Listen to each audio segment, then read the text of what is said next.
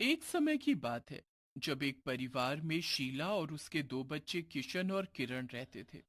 किशन की उम्र शादी की हो रही थी और शीला का भी शरीर जवाब दे रहा था। तो इसलिए शीला अपने बेटे किशन के लिए लड़की ढूंढने लगती है। एक दिन शीला के घर उसकी बहन किसी लड़की का रिश्ता लेकर आती है और तभी किशन भी ऑफिस से घर आ जाता है। अरे मौसी जी, नमस्ते। आज इतने दिनों बाद। हाँ बेटा, बात ही कुछ ऐसी है कि आज मुझे घर आना ही पड़ा। क्या बात है मौसी जी, मुझे भी बताओ। मैं तेरे लिए एक रिश्ता लेकर आई हूँ। बड़ी ही सुंदर और सुशील लड़की है। तू देखेगा तो एक बार में ही पसंद कर लेगा। हाँ। पर मौसी जी, रिश्ता, शादी, ये सब क्या है माँ? अरे बेटा, तेरी शादी की उम्र है और मुझसे भी अब कुछ संभाला नहीं जाता। अब बहू आएगी तो वही घर संभालेगी। देखो माँ, मैंने आपको अभी तक बताया नहीं, पर आज बता रहा हूँ। मुझे एक लड़की पसंद है और मैं उसी से शादी करूंगा। ये तू कैसी बातें कर रहा है बेटा? ऐसा मत बोल। हमारे घर में कभी किसी ने ऐसे अपनी पसंद से शादी नहीं की। और देखना, अभी तो किरण की शादी भी होनी है। तू अगर ऐसे शादी कर लेगा तो उससे कौन शादी करेगा? देखो माँ, मेरे सामने ये सब फालतू की बातें मत करो। मैंने बोल दिया तो बोल दिया। शादी करूंगा तो पूनम से ही करूंगा, वरना किसी से भी नहीं करूंगा। किशन वहां से बड़बड़ाकर निकल जाता है। किशन की माँ और मौसी एक दूसरे की शक्ल देखते रह जाते हैं। हे भगवान, आजकल के बच्चे, क्या करें इनका? शीला अपने बेटे को काफी दिनों तक समझाती रहती है, पर किशन अपनी बात पर अड़ा रहता है। हारकर शीला को किशन की बात माननी पड़ती है। वो किशन की शादी उसकी पसंद की लड़की पूनम से करवा देती है। अगले दिन जैसे ही शीला उठती है तो पूनम उनके सामने एकदम मॉडर्न कपड़ों में खड़ी होती है। अरे बहू, ये कैसे कपड़े पहने हैं और तुम ये कहाँ जाने की तैयारी में हो? देखो, मैं तो ऐसे ही कपड़े पहनूंगी। मैंने पहले ही इनको बता दिया था और मैं जॉब पर जा रही हूँ। आप रात को मेरा खाना बनाकर तैयार रखना। ये क्या बोल रही है किशन? देखो तो जरा। अरे माँ, अब बात का बतंगड़ क्यों बना रही हो? बना लेना खाना। शीला और किरण तो हैरान ही रह जाते हैं। उनके सामने पूनम और किशन बाइक पर बैठकर निकल जाते हैं। हद हो गई है अब तो। ऐसे कौन करता है, वो भी शादी के पहले दिन? और भाई को तो देखो जरा, कैसे भाभी की गलत बात में साइड ले रहा है। ये अपनी पसंद का नतीजा है। हमारे तो भाग ही फूट गए। उसके बाद कुछ दिन ऐसे ही निकल जाते हैं। घर का सारा काम किरण ही करती है। पूनम बस जॉब या घूमना फिरना करती रहती है। उसको कभी रोको तो वो उल्टा जवाब देने लगती है। पूनम की हरकतों से शीला और पूनम बहुत ही परेशान रहते हैं। पर जब भी वो किशन को ये बात बताते हैं, वो उल्टा अपनी माँ और बहन से ही लड़ने लगता है। एक दिन किरण की तबीयत काफी खराब हो जाती है। माँ, मुझसे बिल्कुल भी काम नहीं हो पाएगा। आप भाभी को बोलो, मैं हमेशा घर का सारा काम करती हूँ, वो इतना तो कर ही सकती है। शीला अपनी बहू पूनम को जाकर बोलती है। वहां पर किशन भी खड़ा होता है, इसलिए पूनम कुछ बोल नहीं पाती। हाँ ठीक है माँ जी, मैं कर लूंगी काम। आप चिंता मत करो। अपनी सास और पति के जाते ही पूनम को बड़ा गुस्सा आता है। वो मन ही मन अपनी सास और ननद को खूब गाली देती है। मैं क्यों करूँ काम? हद हो गई इनकी। अब बताऊंगी इनको तो मैं। पूनम सब काम उल्टे करने लगती है। शीला ये सब देख रही होती है, पर वो कहे भी तो क्या। उसके बाद पूनम खाना बनाती है तो सारी रोटियां जानबूझकर कच्ची पक्की कर देती है। बहू, ये रोटी थोड़ी सी और सेक दे। थोड़ी कच्ची है, मुझसे चबेगी नहीं। इतना सुनते ही पूनम घर में कलेश कर देती है।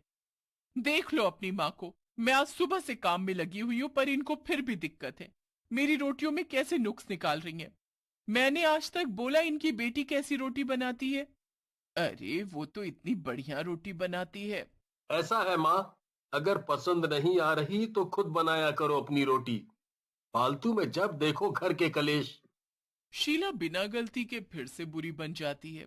पूनम को अब समझ आ जाता है कि कैसे अपनी सास को अपने पति की नजरों में बुरा बनाना है। वो सारे काम उल्टे करती है, जिससे उसे कोई काम करने को ही ना बोले। और अगर बोले तो पूनम रोना शुरू कर देती। और अपनी सास की ही गलती निकाल देती। शीला और किरण का घर में बड़ा ही जीना मुश्किल हो जाता है। कोई दोनों से बात नहीं करता। शीला की तबीयत भी दिन पर दिन बिगड़ने लगती है, पर पूनम उसे दवाई नहीं दिलाती। बेचारी तड़प तड़प कर ही मर जाती है। माँ, माँ, अब तुम्हारे बिना मैं कैसे जीऊंगी? मेरा कौन है तुम्हारे सिवा? अब बताऊंगी इसको तो मैं। नौकरानी बनाकर ना रखा ना, तो मेरा नाम भी पूनम नहीं। किरण बेचारी रोती रहती है और उस रात रोते रोते ही सो जाती है। अगले दिन से जो पूनम अपनी ननद किरण पर अत्याचार करती है, उससे किरण की मानसिक हालत भी खराब होने लगती है। एक दिन जब पूनम घर में अकेले बैठी मजे से फल खा रही होती है, तभी उसकी चुड़ैल सास उसके पीछे आ खड़ी होती है। बहुत जुल्म कर लिए इसने हम पर। अब मैं आ गई हूँ एक एक अत्याचार का बदला लेने। छोड़ूंगी नहीं मैं तुझे।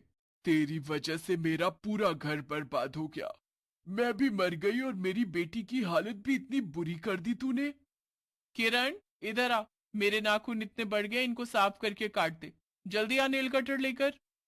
हे भगवान, अब ये औरत मेरी लड़की से ये काम भी करवाने लगी है। इसे तो मैं बताती हूँ अभी।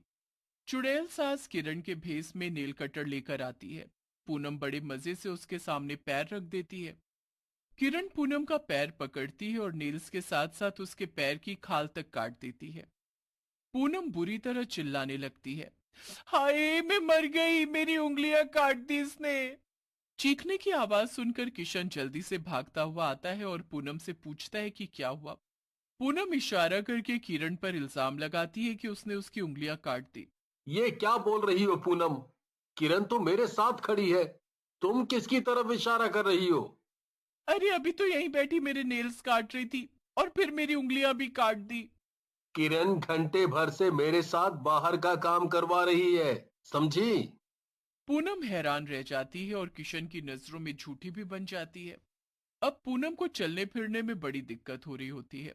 वो जैसे तैसे खड़ी होकर रसोई में खाने के लिए जाती है, क्योंकि किरण किशन के साथ बाहर होती है। रसोई में पूनम देखती है कि किरण कचौड़ी खा रही है। उसे जरा सा भी अंदाजा नहीं होता कि वो किरण दरअसल किरण के भेस में उसकी चुड़ैल सास है। अरे, अभी तो तुम बाहर गई थी। हाँ, भैया का काम खत्म हो गया तो मैं आ गई। तो तू यहाँ चुपके चुपके कचौरी कैसे खा रही है? हाँ, तुझ में इतनी हिम्मत कहाँ से आ गई? पूनम किरण के ऊपर हाथ उठाने ही वाली होती है कि किरण उसका हाथ पकड़कर मरोड़ देती है। पूनम फिर से चिल्लाने लगती है और इस बार फिर से झूठी साबित हो जाती है। अब हर दिन चुड़ैल सास कुछ न कुछ ऐसा करती है कि पूनम किशन के सामने झूठी साबित हो जाती है। ये सब किरण को कहीं न कहीं अजीब लग रहा होता है। अब अगले दिन उसकी चुड़ैल सास उसे कुछ नया करने की सोचती है। आज मैं ऐसा क्या करूं कि मजा आ जाए। सोच रही हूं कि कुछ ऐसा करूं कि इसकी सारी असलियत किशन के सामने आ जाए। बस फिर उसकी चुड़ैल सास ऐसा ही करती है। जब पूनम अपनी माँ से फोन पर किरण की बुराई कर रही होती है, तो उसकी चुड़ैल सास वहीं खड़ी सब सुन रही होती है। उसे गुस्सा तो इतना आ रहा होता है कि बस वो पूनम का मुंह ही तोड़ डाले, पर उसका मकसद कुछ और होता है। कोई नहीं बहू रानी, कर ले। मेरी बेटी की जितनी मर्जी बुराई कर ले, अब तू मुझसे बच नहीं पाएगी। चुड़ैल सास एक हाथ घुमाकर ऐसा जादू करती है कि किशन को कॉन्फ्रेंस कॉल लग जाती है। जैसे ही किशन फोन उठाता है तो उसके होश उड़ जाते हैं। अरे माँ, तुम चिंता मत करो। मैं तुमसे 4 कदम आगे हो। मैंने किरण को नौकरानी बनाकर रखा है और ऊपर से ये तो अपनी बहन से नफरत करते हैं, नफरत। बस अब तेरा अगला कदम पता है ना क्या है? हाँ माँ, जो अगले हफ्ते लड़का आ रहा है ना, बस उसे देखना है।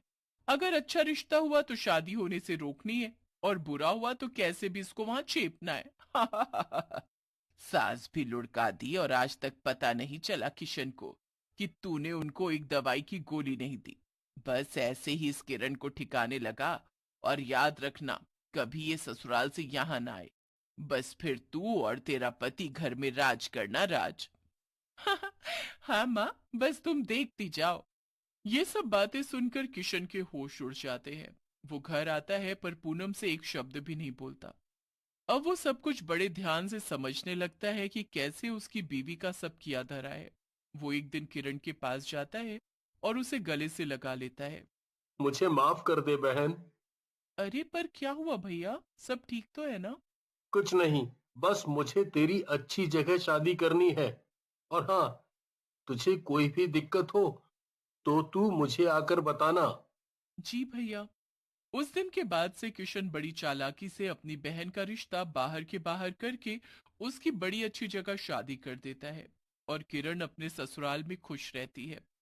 पूनम को कुछ समझ ही नहीं आ रहा होता। और फिर किशन उसे अपने फोन में रिकॉर्ड की हुई उसकी कॉल को सुनाता है। पूनम के पास कहने को कुछ नहीं बचता। अब चुपचाप मेरे घर से निकल जाओ और दोबारा दिखाई मत देना, वरना ये रिकॉर्डिंग मैं पुलिस में दे दूंगा। ये सब देखकर चुड़ैल बड़ी खुश होती है। आखिरकार उस चुड़ैल सास का बदला जो पूरा हो गया